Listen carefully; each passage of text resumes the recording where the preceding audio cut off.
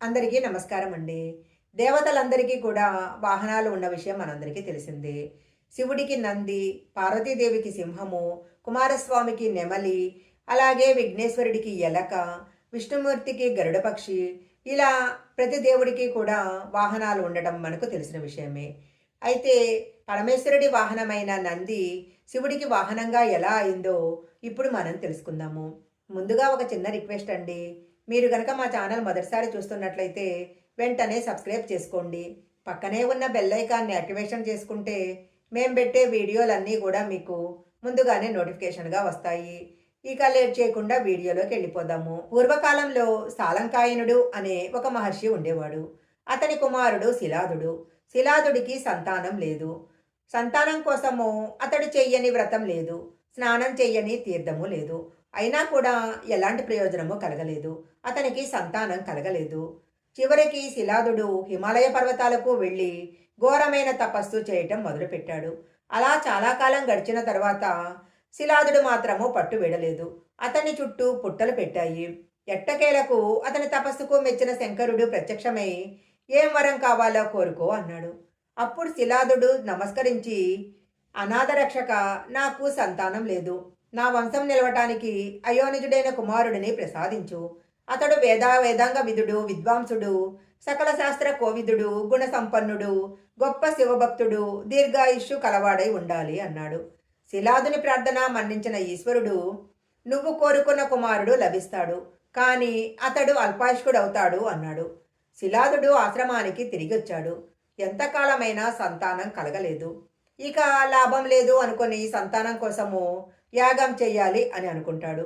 యజ్ఞగుండాన్ని తవ్వుతున్నప్పుడు విచిత్రంగా అందులో ఒక బాలుడు కనిపిస్తాడు. చక్కని రూపురేఖలు, అందచందాలు, శరీర సౌష్ఠవము కలిగి ముద్దులు మూటగడుతున్న బాలుణ్ణి ఇంటికి తీసుకొచ్చి పెంచుకోవటం మొదలు పెడతాడు. ఆ బాలుణ్ణి అల్లారు ముద్దుగా పెంచుకున్నారు.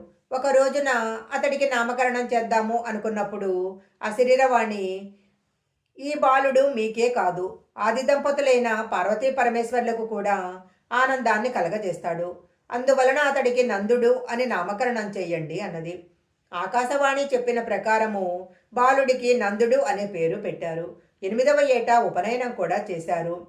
విద్యాభ్యాసం కోసము గురుకులానికి పంపించారు.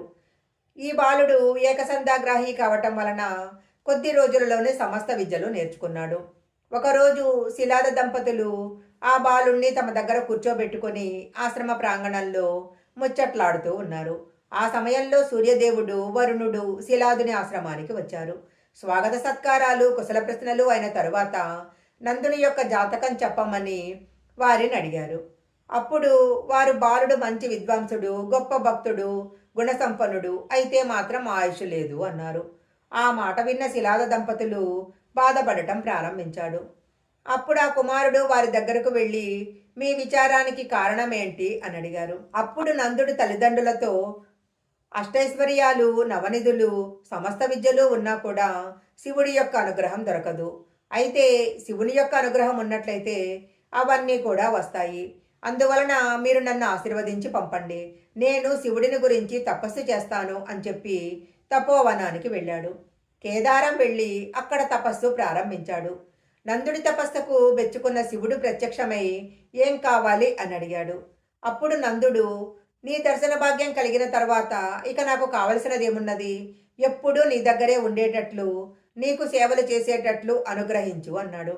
అతడి కోరిక మన్నించిన శివుడు, దీర్ఘాయుష్మంతుడవై మాతో పాటు ఉండు అన్నాడు. ఆ తరువాత నందుడు శివపార్వతులతో కలిసి కైలాసానికి వెళ్ళి పార్వతీ పరమేశ్వర్లకు సేవలు చేస్తున్నాడు. అతడి ప్రవర్తన శివుడికి బాగా నచ్చింది. ఒక శుభముహూర్తంలో శివుడు త్రిలోకవాసులందరినీ పిలిచి అందరి సమక్షంలో నందీశ్వరుడికి గణాధిపత్యాన్ని ఇచ్చాడు. అప్పుడు మరుత్తులు సుకీర్తి అనే తమ కుమార్తెతో నందీశ్వరుడికి వివాహం చేశారు. ఆ సమయంలో శివుడు నందీశ్వరుడితో, నువ్వు నా భక్తుడవు, కార్యావసరాల యందు మంత్రివి, సందర్భం వచ్చినప్పుడు మృత్యుడివి, నువ్వే నా వాహనానివి, ముల్లోకాలను జయించగల బలపరాక్రమాలు కలిగి ఉంటావు. నీ తల్లిదండ్రులు, తాత ముత్తాతలు 5 తరాల వారు నా రుద్రగణంలో చేరగలరు అని దీవించాడు. ఈ రకంగా శిలాదుని కుమారుడు శివుని వాహనమై నందీశ్వరుడైనాడు. మనం శివాలయానికి వెళ్ళినప్పుడు శివుని కంటే ముందు నందీశ్వరుని దర్శనం చేసుకోవటం చూస్తూ ఉంటాము.